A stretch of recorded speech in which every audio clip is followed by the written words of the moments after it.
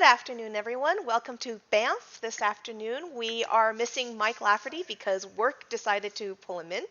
But we have Darren Watts with us, and he is going to be talking to us about Explorers of the Fantastic and the Sentinels of the Multiverse RPG project and just what he has going on. I'm Alice Pang, for those of you who don't know me, also Lala Twiddle on Discord and the boards, and with me also is Brandon Powers. Howdy, howdy.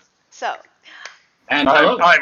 I'm wearing my my Captain America using Thor's hammer, so it's got Watts on it. Oh, wow. it's I Brandon's have mine's General Woundwork from Watership Down. So. Oh, awesome! Cool. I love Watership Very Down. Cool. The Netflix show was enjoyable, but it did not do justice to the fantastic novel. Yep. Right. So, please, Darren, why don't you start telling us a little bit about Explorers of the Fantastic? It sounds really cool. It is. It's been a pile of fun so far. This kind of all started a little more than a year ago. I had just finished back-to-back projects where the Nazis were the bad guys. I had done Golden Age Champions, and then I did the Iron Sky movie role-playing game. And given, kind of like the state of the world, I was complaining on social media, mostly joking, just saying, I am so sick of Nazis. Nazis aren't funny anymore. Doesn't anybody want to punch some commies? Mm-hmm. And a good dear friend of mine, Jess Nevins, who is a fabulous writer and is the creator of the Encyclopedia Victoriana and the Pulp Heroes Encyclopedia, kind of, raised his hand and says, I've got a thing where we're, like battling communists, in the 50s. And I was like, absolutely. I've wanted to work with you for 20 years. I'm delighted. Whatever it is, please tell me about it. And so he kind of pitched this project, which is refighting the Cold War with giant monsters. The third bomb that we dropped on Japan wakes up the kaiju, basically. And so history kind of goes sideways because both, like the Allies and the various communist nations are kind of competing not just over nuclear weapons and that sort of thing for it, but the science and, what we've learned from the existence of giant monsters, basically the new physics that we all have to kind of like adapt to, because clearly the existence of these giant monsters shows that we actually don't know anything about physics. The square cube law is completely out the window. And, so that we are trying to protect the world from giant monsters, but also capture them and learn from them. And so it becomes a, team of action hero scientists in matching jumpsuits, working from mountain bases with cool gadgets and flying subs and that sort of thing, traveling around the world to capture and use against each other, basically, the giant monsters that keep appearing all over the place. Incidentally, it also kind of covers, there are aliens invading on a regular basis. There's a hollow Earth. There's, tribes of talking gorillas in Africa. There's all kind of like fabulous 50s and 60s ridiculous atomic horror that we get to kind of like throw into this. It really sounds a little bit like League of Extraordinary Gentlemen meets kaijus. Yeah, a bit. And for those of you who don't know, for those of you who don't know, this is going to be a setting and skin for Savage Worlds engine, correct? Yes. Okay. Just want to make sure people know what it's going to be playing. The newest edition for Savage World came out this year, the Adventure Edition, and it's fabulous. I've spent the last few months kind of learning to use it as I'm going along, and I get fonder and fonder of it the more I'm working with it. It's taken 3 or 4 months for me to feel comfortable making new stuff for it, right? I am just now thinking that I've got like enough mastery to start building my own things instead of using stuff that other people have written. So, what? Excuse me. What is it about Savage Worlds that you really like that makes this the perfect engine for your particular setting, your particular skin? It is both kind of like fast and pulpy action. That's very easy to kind of manage at the table. But it is crunchy enough that the technology in the game actually makes a difference, right? Like you can look at the, like the cool guns, that we're using as opposed to the guns that the Russians are using, and they are actually mechanically different. There's enough crunch to the system that the toy value, basically, the toy factor of all of the stuff that we're using, the vehicles and the gadgets and everything else, make a difference for it. And there really isn't at this point another system that's kind of like currently popular and functional for this that I think can manage both of those as well as Savage Worlds is doing right now. I didn't want this to be, a story game kind of thing where characters had, shooting D6 or whatever, and not be able to kind of like make crunchy decisions about their gear, Yeah. So. I can completely follow that. Alice and I are both fans of systems where you get things that you can mechanically play with to represent things.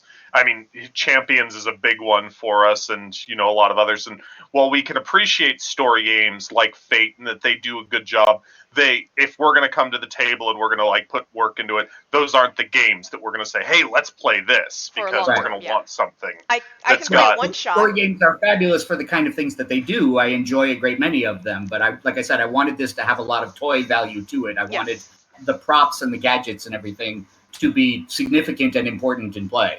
That's awesome. Can you tell us some of the comfortable at the table, like pointing actual like plastic ray guns at each other, kind of thing. So I know that you're not specifically selling Savage Worlds Adventure Edition, but can you tell us some of the differences from I think the last one was the Explorers Edition to the Adventures Edition? Mechanically, there's not a great deal of difference. They've straightened up, like many editions, it had been around for a few years and had kind of like accreted a lot of third-party, material. And so this is kind of the official acceptance or rejection of some of that kind of like third-party material, right? It's kind of like a question of like, oh, we officially approved this. This is now, formally part of the game and part of the rules. And this, we have a new, chase mechanic, for actually kind of like resolving chases, that kind of thing. That was, a thing that the Savage Worlds designers had been working on for a while. So it's going to be completely back compatible with pretty much everything if you've played in the previous editions. But it puts it all in one place very nicely. I honestly don't have that much experience with the previous one, so I don't know, too much about like what the small differences in play are going to be, because I'm kind of learning it with this one. Well, that's awesome. But I find it tremendously, satisfying to actually play. Like I said, my group has been playtesting this now for 3 or 4 months, and we are enjoying it tremendously. So. When can we expect to see more information on the internet about it? When, is there a Kickstarter coming? When The Kickstarter is coming in late October. We have not set a specific date for it yet, and we are just now in the process of getting all of that set up. We're a little early for this podcast to be promoting it that much, but the information will be at battlefieldpress.com when it comes up. Jess and I are doing it with Jonathan Thompson, who has been an enormous amount of help with us because he has a great deal of experience with Savage Worlds through multiple editions. And he has kind of kindly agreed to help us manage the Kickstarter and deal with fulfillment and that sort of thing for it, as well as serving as an editor for both for myself and Jess, who have kind of been set free to go play in this in this system. He'll be the one helping us turn it into an actual useful book that other people can function with. So. Well, as you said, we're a little early for the promotion for this, but I believe that you have another project that you're working on that we're not a little early on. Sadly, Christopher McGoughlin couldn't join us because of technical difficulties, but I'm sure that he left in the great hands with just leaving you to talk about it.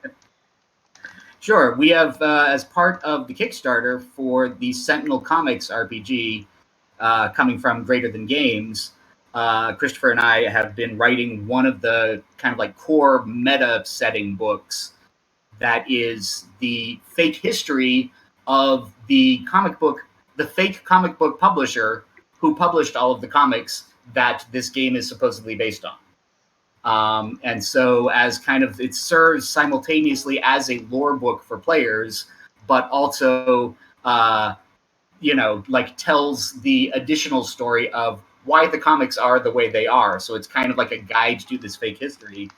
Christopher and I are both, amateur comic book historians, so we've managed to kind of, like sneak a bunch of like true stories about ridiculous things that have happened in comic book history, and managed to blame Greater Than Games for pretty much all of them. So the last quarter of the book is in fact a fake Overstreet price guide for collecting all of these fake comics, which is also your kind of like guide to the history of the universe, and like the order in which things happened in the world before we turn it over to you as the GM. Basically, this is the backstory of 80 years of history of this fake publisher, but it's all arranged as though you could in fact actually go out and pay enormous amounts of money to collect all of the special first appearances of Legacy and Wraith and all this other stuff for it. So it's been a pile of fun to write. Yes. I didn't realize you were his writing partner for the lore of it. Yeah. Well, like I said, it's the lore. It kind of tells the game itself presents both the in-universe lore and the out-of-universe lore of how the universe wound up the way that it did. Right. Mm-hmm. So who were members of what team at what time, throughout history or whatever, is mostly in our book, whereas the actual kind of like core rule book for it describes the way things are the day you pick up, the day you take over telling the stories in the setting, right? So, yeah. I sold it to Christopher Bell, who was the publisher, at a party a couple of years ago when I told him this quick story for it. Back in the 50s and 60s, DC Comics had a bullpen the same way that Marvel did. They just didn't call it that or have, make any particular deal promoting it the way that Stan did. And it was an office in Manhattan that was mostly full of kids. It was mostly full of young inkers and letterers and, like the people doing the actual production work on the comics, whereas most of the freelancers were, working from their homes. Mm-hmm. And there was this guy who would come in every day, and he was an older guy, big, tough-looking guy with glasses and a nose that had clearly been broken a couple of times, and he would sit down in their break room, and he would light up the biggest, filthiest cigar that like anybody had ever seen, pour himself a really strong cup of coffee, and then take the phone and the Racing Digest and spend the whole day betting on horses. And none of the kids had the guts to actually kind of like ask him, who are you and why are you in our office? Like, what's the deal? Who is this guy? So finally, one of them goes upstairs to Julie Schwartz, who was was the publisher at the time, and says, hey, Dave in the break room, what's the deal with him? Why does he keep coming in and smoking cigars in our break room?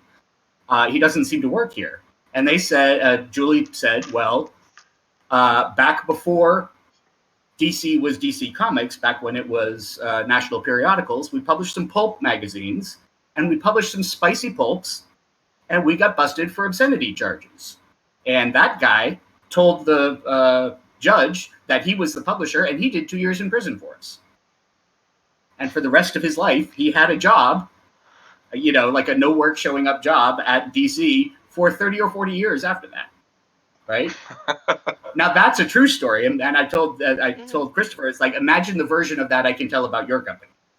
Yeah, that's really cool, because the types of things, and it's really nice to know that they covered his butt, so that they took care of him. He did 2 years in prison for him, so they took care of him for 40 years. Yeah, so that's really cool. But yeah, I got a little bit of a sneak peek months ago for one of the early drafts of what you guys were doing, and I thought that there was some cutesy stuff in it while I was scrolling through. But it's been quite a few months, so I don't remember all the details. But I remember going through, like in 1957, I think it was, you guys were talking about how you guys made, that one of the characters was talking about making comics just for kids, and that was the audience, but there were soldiers too, and there were World War II stuff, sure. But it was just for kids. And then the back and forth between two characters there for a little bit, and it was entertaining and made me bust out laughing. Right. Yeah, I mean, there are several real-world histories of DC and Marvel and existing comics that kind of like tell a lot of these stories. So we're just kind of like making it, a somewhat sillier version, To make it a fun to read. create this universe. But we're in a lot of cases where there'll be an appendix in the back that explains the jokes, right? That will be like, this actually happened to Stan Lee. It just happened a little differently or whatever.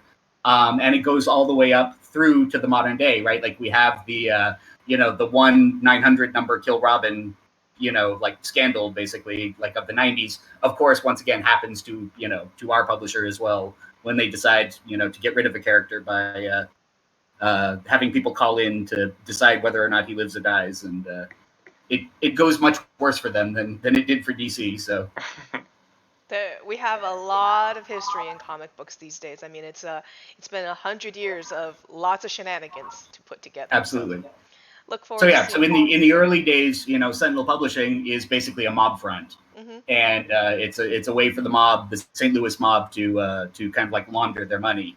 And the whole time we've been doing it, we would go back to the Great of the Games people and be like, "Is this okay? Are we allowed to like make fun of you on this level?" And of course, they're like, "You cannot make enough fun of us. Please make it worse," kind of thing. So. Well, I'm glad that they have a sense of humor and allow you to kind of play with that. Because there are some companies that take themselves a little too seriously, and as soon as you disparage them in any way, in the most joking, light-hearted way, they want to crucify you. So that's good about the company. Then again, the nature of the games that they've put out, it's about making fun of the genre. Yeah, so. of course. And they love, I mean, it's, the reason that we were excited to get involved with it is the actual card game is such a love letter to superheroes and to superhero comics, right? Every, character's cards have fake quotes from their comics at the bottom of the card and everything for it. And when we were looking at those as game designers and also as comic fans, we were really impressed how much it held together, right? Like it was like these aren't random, there's a world inside their heads that makes sense, that like the titles reoccur and that sort of thing for that. So you could see that it existed, and what we really wanted to do was be the writers of the official handbook to this universe, right? The same way that the Marvel official handbooks or the DC Who's Who or something, right? We wanted to create that for the fake world that they had created for the card game, and the RPG was a great excuse to actually do that. So. Yeah, the card game, Alice and I have played it, though it's not really our game. We've got other games that we will sooner play, but we've got one set of it, and it's, I guess, the first set that they put out. And just in that, you can see the universe construction that these guys had going on, and so it was obvious that the people behind it had a large love of, the comic book worlds and such like that. Absolutely. And yeah, so the world building is tremendous.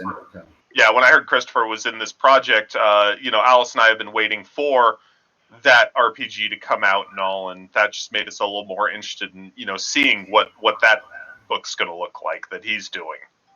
The design of the game, the RPG itself, is also great. It's done by Cam Banks and Dave Chalker and Philippe Menard were the primary designers on it. Is this why I haven't heard anything about Magic Vacuum? I think was the company Cam Banks got the Heroic license to. One of the reasons, yes, absolutely. Gotcha. Also, Cam has moved to New Zealand, and that's kind of thrown, like a wrench in the works of him getting a lot of things done. But yeah, it is. If you're familiar with Cam's work and with Dave's work, this will feel very comfortable to you. It's a brilliant piece of design, but it definitely feels like a Cam game, right? It's Marvel Heroic is clearly part of its DNA. In fact, the joke is it's a lot of the things that Marvel wouldn't let him do.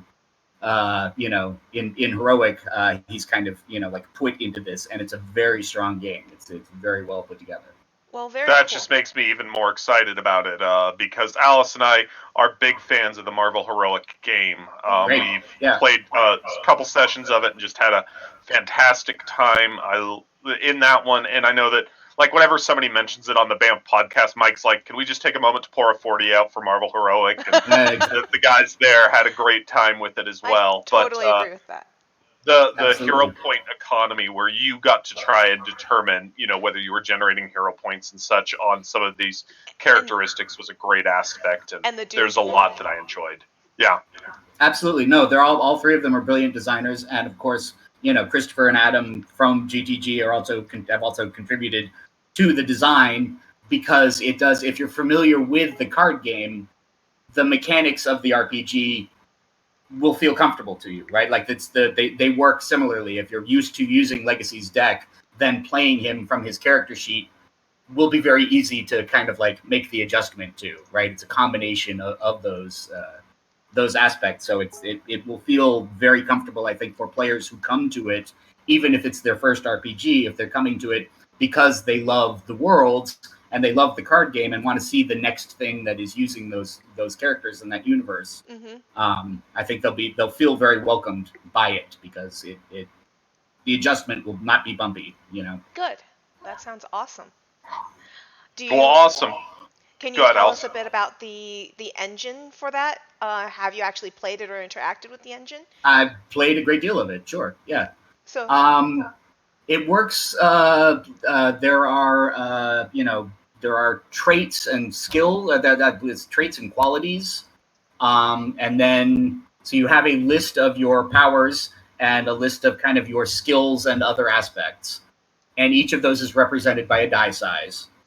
And then there is the status of the world, which is either how much trouble you personally are in at this point, how much damage have you taken, like where are you, or how much trouble is the world around you in, and you take the worst of those, and that's also represented by a die set. And so you have 3 dice, and they work kind of like aspects, right? In Fate, that you kind of select which of these actually applies and build a 3-die pool, basically. And then when you roll the 3 dice, regardless of what their sizes are, the middle number is the core mechanic that you roll, right? That's the mid. And then there is a min and max number as well.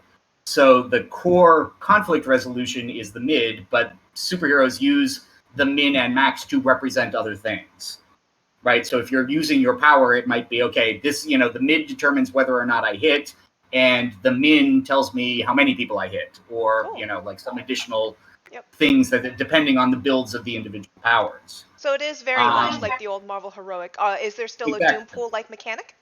No, well, like I said, that has been kind of replaced by the universe status, right? Okay. Like the world, the situation of any given encounter basically moves down a track from green to yellow to red, of like how dangerous everything is. Sorry, right? I missed and that so earlier. That changes the dice that actually appear in each pool, and you can, as a character, design a character who either is at their best when things are calm and can actually like focus on things, or you can have a character who puts more of their points and their efforts in their build to being good when things are on the line, but maybe I'm not that effective back in the like early stories, the early parts of the story. But as the situation gets worse, I become more powerful, or I become more effective. We ran the X-Men in it, and the single largest attack we built into the game for that was Storm under pressure, right? Like when she's effective and she's a useful character for most of the game, but when things actually get serious and we're in the final encounter and everything looks like at its worst, that's when she unleashes these just unholy lightning bolts and stuff that were the largest. Like when Doctor Doom has got her turned into a statue. Exactly, right? So that she of all of the characters, she was the one who was kind of like most built to be amazing in the end game, kind of thing, as opposed to. So you have a lot of variability in the way that you can actually like build the characters.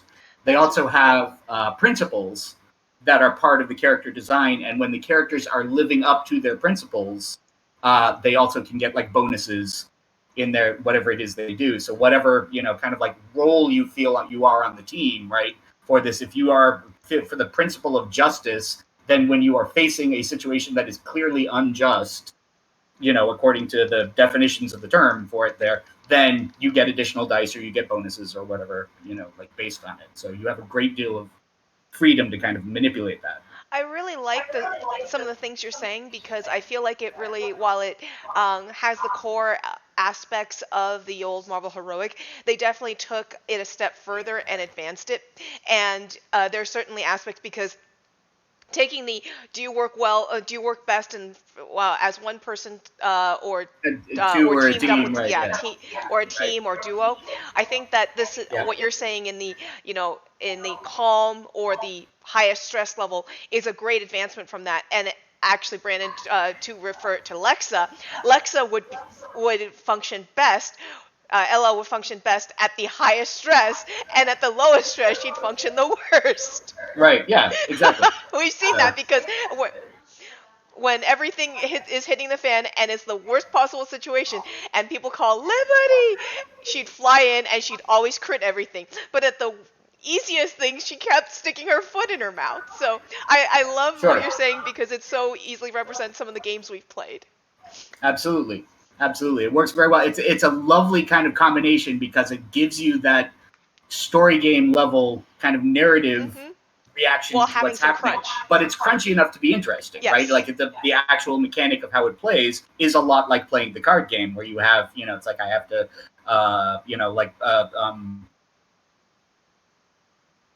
what's his name?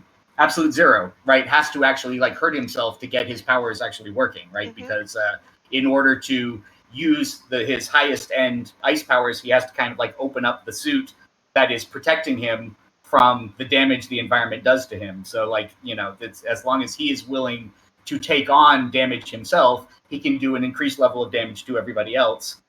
That works mechanically the same way as it does in the card game, right? Yeah. So it is both crunchy enough to satisfy having an interesting tactical fight while still being tied to kind of like the story game concepts of like, well, what is this story actually about, right? Like, what does my superhero actually represent as a character? Yeah, and So flaws and it's crunch a make nice things more blend of the interesting. two that you don't frequently see. A lot of games are stronger on one side of that than the other, and I think Sentinel in particular is a nice blend. A question that I've got, since if we're looking at Marvel Heroic being in the DNA, is there a built-in advancement, in the champions, mutants, and masterminds kind of vein, where you're taking a character, gaining XP, and getting better? Yes. Good. But it's not, like I said, it's a very kind of narrativist one because it's based on your comics, right? You have, as you complete stories, you have issues of your comic, right? And at any time you can tap those and say, well, because of what happened 3 issues ago in this, I actually see that my opponent has a weakness from where I hit her last time for this, and so I'm going to. So you can get story advancements build up based on the number of comics you've actually completed. And then when you get 6 comics as a set, that becomes a graphic novel. And then the graphic novels give you larger bonuses, right? So you can tap those over the course of the story. So rather than changing the actual list of powers on your sheet for this, what you get is more abilities to give yourself bonuses. I like that because I was not a fan builds of up. So the core idea of your character stays the same. It's not a question of like, oh, I spend points to get more dice. What I get is more opportunities to give myself bonuses at key times when I need to make a roll. So it's like if in Champions, if all experience points had to be spent on levels, right? So you don't actually like change the core nature of the character. You just get better at doing the things that you could always do. Yeah, I was not a fan of the switch out system in the Marvel Heroic because it made for very short campaigns or the short playability for the characters. You couldn't play them long term and really feel like there were without it being the same thing or changing at the exact same level. Well, like I said, the part of the mechanic is that you have things you can do with your powers that can be only used at certain status levels, right? Like you might have a really impressive power that can be only used when the situation is red, right? And so when the situation is green, if you need to tap that power that you have that is listed as only usable as red, you're at a big minus to actually pull that off because we're not at that point in the story, right? Those experience points make it easier. Those issues make it easier for you to tap into the stuff that you would ordinarily only be able to do late in the game anyway. right? So it does allow you to have kind of like some narrative control over what's happening in the story of, oh, even though the situation in the world may not be that bad, I need to jump to my big power because of X reason or whatever for that. Mhm. Well, that's what my experience is for. That's what will allow me to do that as I get better as a character. So That's cool. Yeah. Cool mechanic, by all means. I look forward to playing it. I'm excited to play it. Well, it'll be coming out relatively shortly. Like I said, the Kickstarter went off in March, I think, was when it actually finished. Sounds right. And so, people have been working around the clock for it. I keep getting the frustrating. It's not really frustrating, because I knew going in on the job, but they have been finishing the core mechanics have been out there for a while. The Quick Start came out almost 2 years ago, so that you can I've seen that. I've seen that, but I didn't want to buy a Quick Start and then not have a game to follow it up. Exactly. Well, and the Quick Start doesn't have character builds information or anything in it. It just gives you some existing characters. Quick Starts tend to be a little disappointing for a lot of games, so we didn't want to have a negative impression from the get-go. Sure, fair enough. But the mechanic has been done that long, right? Like the rules mechanics for it. So what they have been doing is spending a great deal of time both on the details of character design and all that stuff, but also getting the universe right. And the universe obviously went through a big change. The last edition of the card game blew up the multiverse, right? I mean, that was the Oblivion event, basically, is their equivalent of the Crisis or that sort of thing, right? So, so the universe has changed, and so every time some new detail was worked out on their end, Professor and I had to go back and rewrite our stuff to match it, right? So that's like our book has been like 90% done for months, waiting for kind of like the final things to be sealed off of like, what exactly is the situation with Legacy and his daughter now? Well, we're still writing that. Okay, well, I'll just leave that as a blank in my book, kind of thing until you guys make up your mind. Give us the information we need. So the core of the game is done. It's all the squiddly little bits about the universe that are, kind of like the last thing to go. And of course, they're super perfectionists, and it's taking forever for them to actually get that done. But the moment they're done, the moment they close the books on theirs, ours should be right behind it, because we have a largely finished manuscript with these various little holes in it waiting to be filled in. So. Well, and I think from a company standpoint, they're kind of in a unique way, is that they have, like we talked about, they built a universe, and they have fans of that universe. Forget about the card game. I mean, these people like the card game and all, but they like that universe. Yeah. And so unlike Marvel and DC, where you have these real issues that, really have determined, a lot of that is, hinted at, or, this box is about this, this crossover event. And so they're trying to, construct, and obviously you're part of that full history of it. And, but lots of games do that, but people are invested in that already. And they are marvelously nuts. And believe me, I know from crazy fan bases, right? I mean, it's, I had Hero myself for many years, and I've worked on Star Trek and Doctor Who. I know what crazy fan bases are like. And these guys are gloriously crazy. We actually, when we sat down to kind of straighten out their universe and kind of like figure out this history, we were keeping a list of all of the no prize mistakes that they had made up to that point, right? The character Tachyon exists in their universe before the word tachyon was invented for the particle. So that's the speedster, right? Yeah. Well, so, but clearly there was a multi-dimensional hive mind kind of thing going on there. Clearly, the Nobel Prize-winning scientist who named the tachyon named it after the character. Right? That was our solution for that. That's our no prize answer, is that he was just a big fan of the comic, and therefore, when this faster-than-light particle was discovered, oh, sure, we'll name it after my favorite comic book character. So we've had to go back. There's a bunch of like those kind of things, which we call, after the Simpsons, they're magical xylophone, right? Anything that they've gotten wrong. When Arthur Clarke says that sufficiently advanced technology is indistinguishable from magic, he's actually quoting Baron Blade, because in the comic line he said that first. So, there's a bunch of stuff like that we've had to just kind of like hand wave and say, it's like, well, whatever. Turns out that's wrong, but who knew? So nobody looked it up when we wrote it. So there you go. I I think those are great solutions. It feels very organic, right? It feels like the kind of dumb mistake that Marvel would have made at some point or something. So we've left it all in, So. Very cool. Well, it sounds like that's a project that you're very passionate about, but Sure. And we put a lot of time into that. But why don't we go back to Explorers of the Fantastic a little bit more? Why don't, Okie doke. Brandon, I think you So I had a question. You talked about the kaiju coming out and such, and so is that like something that in a boss fight encounter that the party are actually expected to be fighting a kaiju, or is that something that is more moving at the speed of plot kind of thing? It depends on how you play it. We're kind of like leaving in the option to do it several different ways. In a Godzilla movie, what the humans tend to be up to kind of like happens on the side while the giant monster battles are happening, right? Mm-hmm. Godzilla rampaging across the Tokyo, skyline or whatever. That's kind of like weather, right? That's just what's happening while the humans are up to something that's happening at their scale, right? Mm-hmm. And so you can certainly play it as, like the giant monsters are the actual opponents, and you've got high-tech, gear and equipment and everything, and you're trying to find their weaknesses and battle them individually. Or they can be just kind of like a feature of the setting, and the interesting thing is the knowledge that we're getting from their existence, right?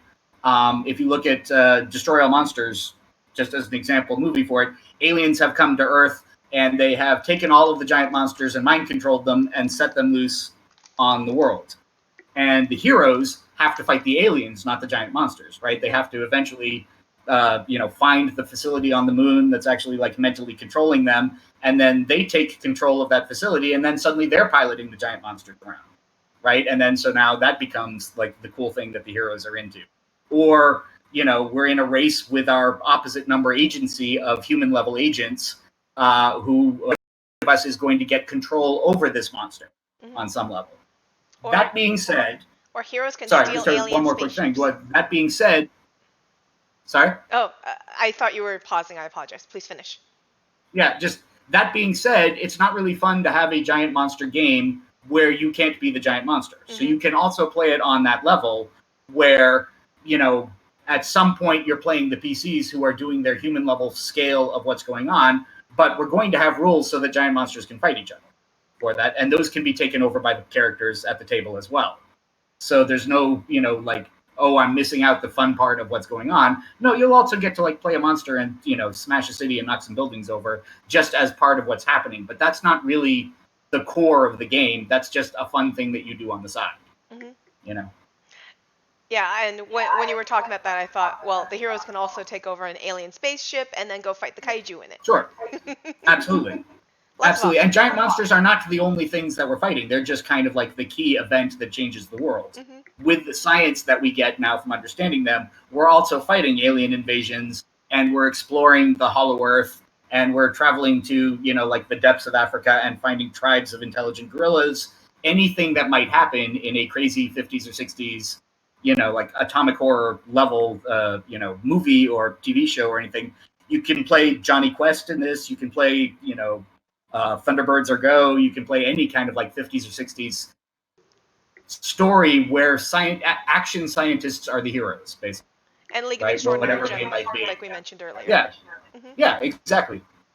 So any set of 50s or 60s heroes, we're all wearing matching color-coded jumpsuits, and we have, the electro pistols and flying submarines and all kind of other stuff.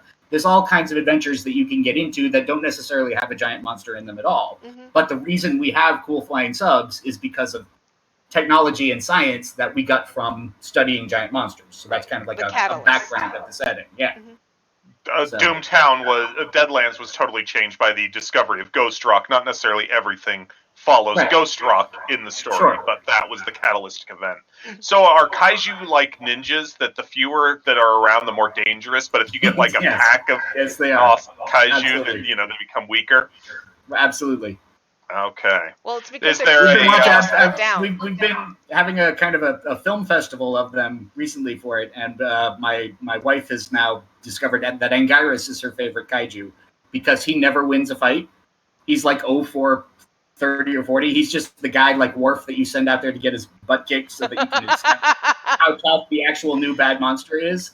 So he's like Godzilla's best friend and keeps showing up, and he's right there beside him, and then he goes out to fight the bad guy and just gets clobbered in the first scene, right? Kind of thing. So of course she has now like fallen in love with this character and has like adopted him for it. So yeah, we're trying to make them all of the fictional ones that we'll create. We hope to make them as interesting and easy to tell apart, as kind of like the great kaiju of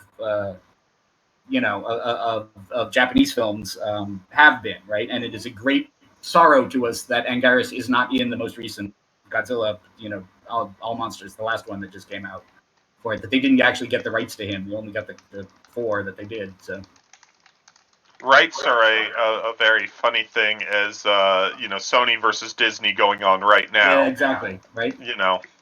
And you're just like, they're all Marvel. Why can't we just get them all together? Well, let's go back in time 30 years and stop Marvel from selling stuff off to Sony in the first place. You can do that, but. So, in the Canadian wilderness, is there a Weapon K program? Not yet, but there might be. One would fit pretty well, I think, for it. Sure. Well, very cool. But like I said, it's you can play it with either play it as a fairly serious. I mean, we're going to include like the alternate history that was created by this.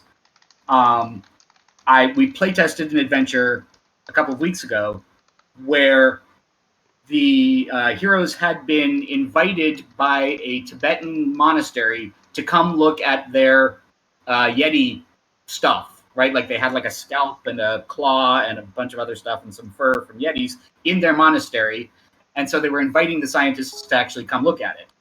And the twist of the story was that one of the people who wanted to come along on this expedition to Tibet was a CIA agent who was having a secret meeting with the Dalai Lama when he was 15 to see if he would be willing to be part of a CIA-backed rebellion against China.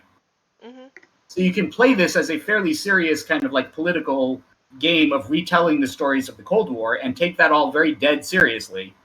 Or you can play it on the level of commies are just cartoon bad guys who need to be punched while we're dealing with monsters. And, hopefully the game will work at whatever level of kind of seriousness that you take the background. We want to make it adaptable to play it, to be played the way you want to play it. Mm-hmm.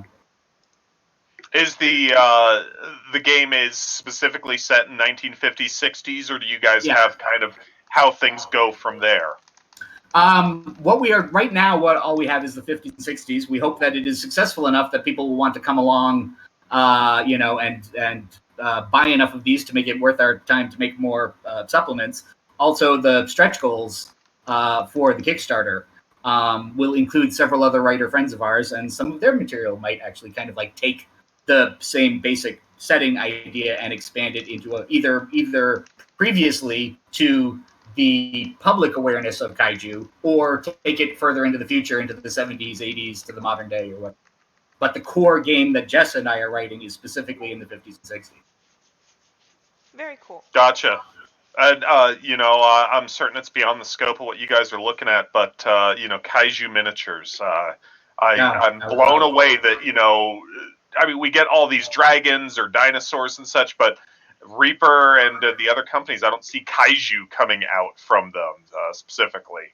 Once again, I have no artistic skill to actually make that, but if this takes off, I am 100% behind you getting it licensed somewhere. So we are designing a bunch of cool kaiju, and I would love to turn that over to somebody with actual sculpting talent. So, in the book, how many kaiju are we looking at that you guys already have pre-statted up, and do we have a creation set for us to come up with our own wacky kaiju? We will have a creation set, yes. I do not know the number of them that we will actually wind up with because we're still in the process of writing it. I'm going to guess 8 or 10, something to give kind of like a representative spread of different types, basically, and how you might use them, And you want to scale them right, too, right? I mean, there's, kind of like the giant monsters that you face in a, 50s American monster movie, like the giant Gila monster or something like that, obviously is not built at the same scale as like the, 500 foot tall Godzilla, like at his actual like size peak, right? So we want to have a spread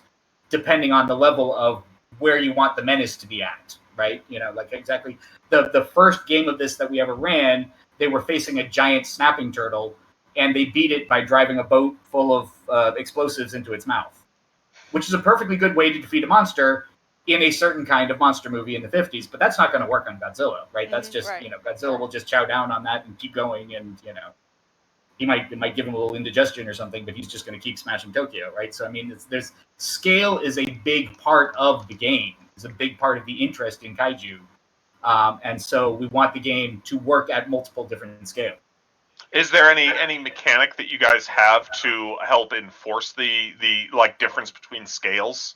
We're in the process of working on that. Savage Worlds has an existing mechanic of heavy weaponry, right? Where it's like you have armor and vehicles and that sort of thing that can only be affected by weapons that deal out a certain kind of damage, right? That stops you from accidentally rolling really well and stopping a tank with a sword or something like that, right?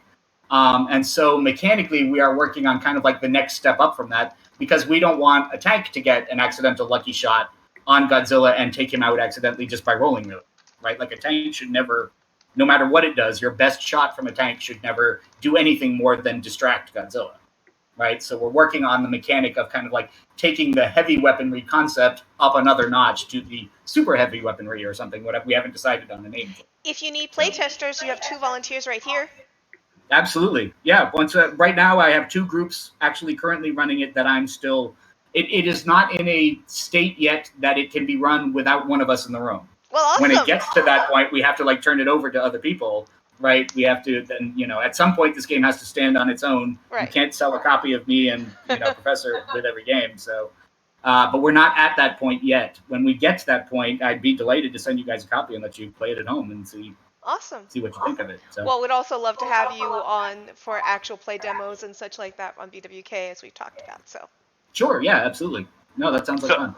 Do you guys have Clifford the Big Red Dog as one of your kaiju in those 8 to 10? Yeah, not yet. I mean the friendly neighborhood kaiju. He'd be a PC, right? He's a good guy. Yeah. So. Yeah. I would love Clifford the Big Red Dog as a kaiju. You could very easily make him with the rule set that we got. So. Awesome. And he changes sizes a lot too, right? Like sometimes he's only like big enough to like fill the living room, and sometimes he's like bigger than your whole house. Yep. Yeah, I think like the art always kind of always seems to be uncertain exactly how big he is. Yep. And so for PCs, I mean, you've talked about some things that I absolutely love. Intelligent gorillas. I didn't read comics back when those were huge, but I just love the concept, and I actually just read an X-Men First Class issue where they brought Gorilla Man in, and I was like, oh, this is awesome! I love this. But can you make PCs out of the intelligent gorilla while the other part of the team is playing the guys in the suits? 100%. And can you have some of the smaller end kaiju that might be working with the heroes? We don't have a kaiju in the NPC collection, but we do have a talking gorilla in the NPC collection. And we've got one of the NPCs has a pet saber-toothed tiger that they brought back with them from the Hollow Earth, which is of course all full of dinosaurs and stuff. As far as actually like playing a tiny kaiju, I'm sure you could work it out. There isn't one, like I said in the sample stuff yet, but the kaiju who are our NPC kaiju basically for it are of wildly shifting alliances, right? I mean, like at any given time, Godzilla may be a good guy or a bad guy, depending on what you need him to be for the story, right? But it all depends on whose city he's stomping on. It depends on whose city, and it depends on like what else is in the story, right? I mean, if there's something worse than Godzilla out there, we wind up rooting for Godzilla. But on the other hand, Mothra is pretty much good all the time, right? I don't think there's ever been a version of Mothra where we were concerned that she was actually destroying things and killing people, right? So I mean, that's and then Rodan hilariously changes sides all the time depending on who seems to be winning, which is kind of like one of the most amusing characteristic about him is that you can't trust him at all. He'll totally betray you. Is the in a Loch Ness moment. Monster in there? Not yet, but probably will be before we're done. Cool. So. Well, that's awesome. So I have a question. Have you ever watched the definitive Godzilla battle of Bambi meets Godzilla? Yes, I have. Absolutely. Okay, good. No, I've been a huge Godzilla fan all my life. I've been a Saturday afternoon movie watcher since I was a little kid for it. In fact, that's also where I was introduced to Mexican wrestling, because where I grew up with the Boston TV stations, they used to mix El Santo movies in with the Godzilla and Gamera movie. And my whole life, I thought that was the case for everybody. So I was very startled to move away and go to California and be like, how have you never seen an El Santo movie? They're on all the time. Well, that's not the case, except in Boston, apparently. So. Awesome. Well, you've answered all my questions. I'm looking forward to this. I definitely want to try it and give Savage Worlds another go. Excellent. With this one. Well, like I said, if we're going to do an actual play thing for babies, then we can quickly walk through how that's going to work. So awesome. Well, yay! I'm excited about playing and seeing more of Explorers of the Fantastic coming soon. Coming soon, like I said, Kickstarter hopefully in late October by Darren Watts, Jess Nevins, and Jonathan Thompson. Awesome. As the primary creators, and hopefully, once again, one of the things we're working on this week and the next couple is getting a really cool roster of stretch goal writers to actually participate in this. So the bigger the support we get, the more awesome writers that we're going to have involved in. So. Well, then let's get hyping. Absolutely. Anything else anybody wants to add, or should I close this out? One quick question, actually. So, is Explorers of the Fantastic supposed to specifically riff on Challengers of the Unknown kind of naming convention? Absolutely, one of the key pieces of its DNA for this. Like I said, it's Godzilla movies, it's Challengers of the Unknown, and every other 50s action scientist comic, right? It's not just Challengers, but the Sea Devils and Cave Carson and all of those guys. It's Johnny Quest to a certain extent. It's the Super Mario Nation TV shows from England, right? It's Thunderbirds Are Go and Stingray and all of that kind of thing. With, like I said, with giant monsters as the primary antagonists, but certainly not the only one.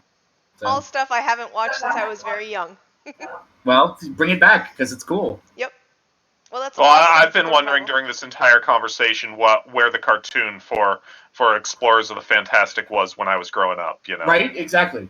Exactly. Actually, in setting, there is in fact actually a TV show based on the adventures of the real world scientists doing this. So. Very cool. Yeah. That's awesome. Did you have anything else you wanted to add, Darren? I think I'm covered. Okay. Well, thank you so much for joining us. Yes. Oh, not at all. Thanks for having me on. I love you guys. Thank you very, very much for joining us. And thank you all for watching Bamf, either watched it live or watching the recording later. Have a wonderful day, everyone. Bye. See ya. Adios.